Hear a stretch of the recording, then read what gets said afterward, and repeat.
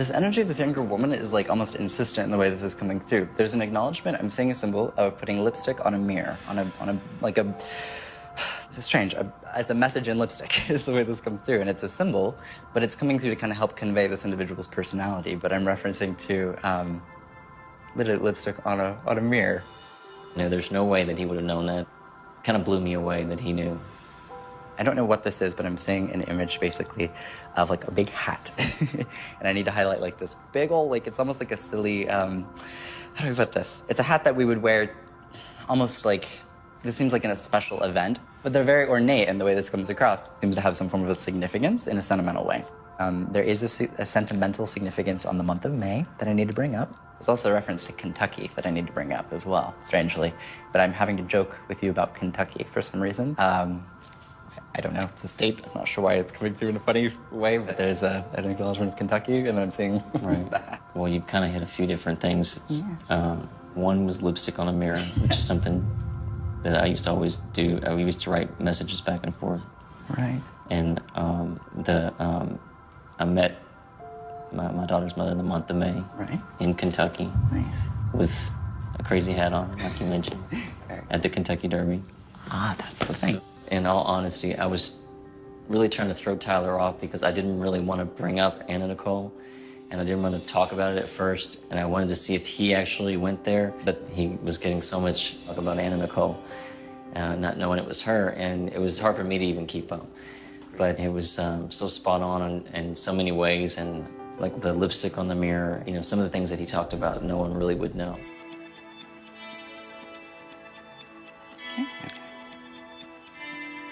But I feel like I have to highlight a reference that's popping into an older woman that's connecting to your mother that I need to bring forward that would have kind of taken on more than one role. But the feeling is almost like, basically like being motherly to a lot of people. And she is like insistently coming through, but I definitely feel like I have to highlight this woman.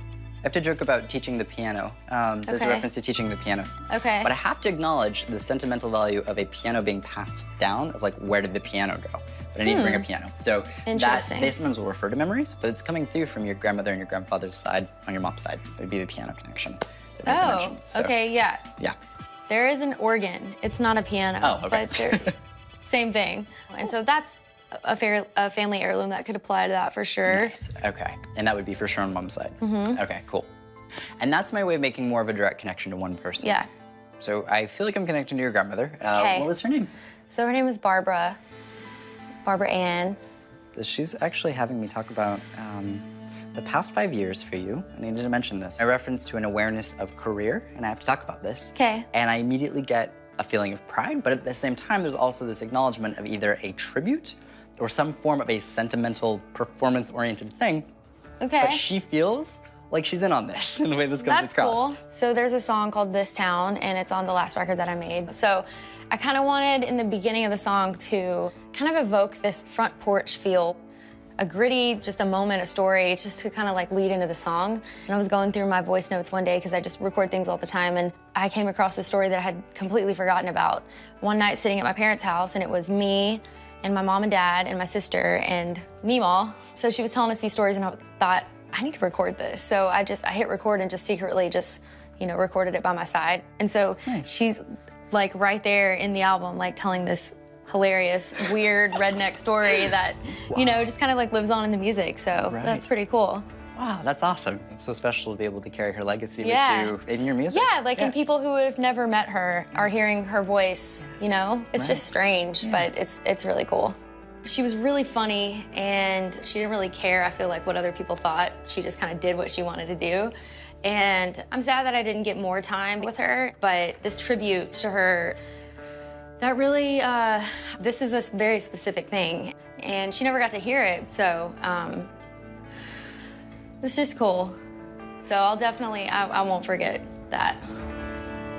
Do you have any non-fabric pieces that you've brought with you today? Like anything that wouldn't be a fabric? Yes. Okay. I feel like I meant to hold on to one of those pieces. Okay. So could we maybe get it out? Yeah.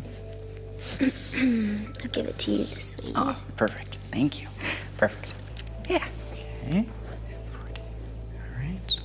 Tinkerbell. I don't know what that is. What was it? Got a Tinkerbell reference. What? Tinkerbell? Tinkerbell? Tinkerbell? Keeps coming in. What does that mean? Tinkerbell? Tinkerbell? That's so weird, sorry. It's okay. That's... Definitely need one of these. That's okay. Yeah. The frame. Yeah. At the same time, I had oh, let me get myself together really quick. Okay. Woo. It's a lot. At the same time as I had in one of my rooms decorated everything Tinkerbell because I was obsessed with Disney. Right. That frame was one of the things I took from my room because that was when me and my family went through a really hard time and we lost that home. Right. And that's when I turned to who I consider my guardian angel to this day. I lost her when I was really young. And she was around the same age. And yeah, she was just always with me. Like, still after she passed, she was with me. I could see her and I could feel her. Right. And it's so weird because that frame is one of the only things that I have from my room. That was Tinkerbell when I went through one of the hardest times of my life and my family's life so far. There's a funny story about someone falling off of a roof or putting a... Does that make any sense? Oh my God. Are you kidding me? My dad has fallen off of a roof more than times than I can count. Like, he's a nightmare. Oh my God. Honestly. He's in the next room, so I can say that. Right. And we love Dad. Yeah. But he's fallen off of the roof. Wow. He came in and he fell in front of me and he said, call 911. And this is when I was young. Right. And, but he fell off the roof again. So then I stopped feeling sorry for him. When Tyler said there's something about falling off of a roof, that was just so random. And the fact that it happened to my dad like multiple times, it was a kind of a joke in our house. At that moment, I knew it was 100% happening. I was like, oh my God, he's really doing it. I have the chills right now. He's like, he's really connecting. That is so crazy. Yeah, it just came through, I heard it. And that's what I try to achieve in these readings, is bringing up details, the facts, the stories, the inside details that there's no way a person could know. And those really validate that our loved ones are with us, so that we know that Grandpa is okay. Because he comes through like, very stoic is the way that I would describe this. But it's interesting because when he would express his love, he had his own way of doing it, and honestly, in the way that he did, it feels like it was more authentic and profound and sincere than if he would have been the type of grandpa who would have said, I love you 24/7. Yeah, that's because he showed his love through his actions. Right. And he feels like... He was a tough guy, For a sure. little bit grumpy, but I was very close to him. Right. And he's the tough guy. Right. Like, very tough, and people didn't mess with him. We called him Sarge. He was a teddy bear. I somehow Yeah. got this big tough guy to let me comb his hair, and it's like, it made my life. That's hilarious. You know, I was a middle child, and so you're always fighting for the attention, and he gave me that attention, and then he left us, and I didn't get to say goodbye. When I lost my grandfather, I lost being special for a minute.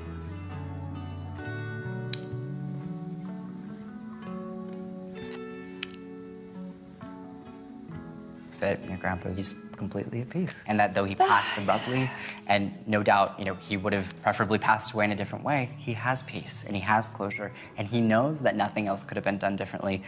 So please know that he's still around. I think that connecting with him today just made me realize, like, he's not gone, and I am still special, and he's still looking out for us, and he knows that we all love him. We didn't get to say goodbye, and we mourn him all the time. I have a woman coming through, having me talk about her heart. And this is very clear in the way that this comes through. She's very insistent to acknowledge, no matter how I died, I need them to know the heart. I need them to know the heart. And there's a feeling of having a susceptibility to a heart arrhythmia, and also having a susceptibility just to a heart issue. But I can distinctly tell there are other aspects to this passing. Have there been recent discussions about an individual having like a heart thing? Have people said someone had a heart condition? my ex-wife. Okay, this feels heavy. Oh boy. She used drugs, but the way she passed was not a way that I would have I can accept that she passed. Wow. The way this comes through, and I'm going to handle this sensitively, the feeling that comes across is that if someone may have used substances to some extent throughout their life, the feeling is that I know that when I utilize these substances, I'm not going over the amount that I would know to normally take. Just because the amount that she would have used, she'd done before. And so the feeling is like, it didn't kill me then, why would it kill me now? Unless there's something wrong with my ability to kind of process or metabolize them. When he brought up the heart situation, it made some sense. He was bringing forth my ex-wife, and I mean, I don't think he knew that it was my ex-wife that was communicating to him. This woman was here, and she transitioned another woman who passed away. She is connecting hands with what looks like a child.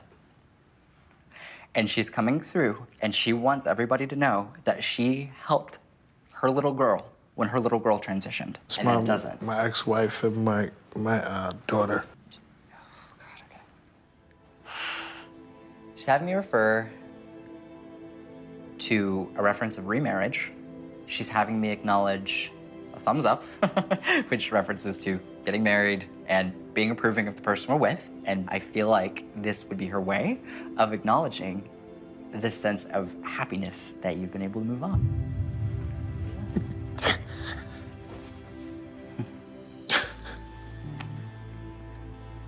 Oh, man. Yeah, that's a lot.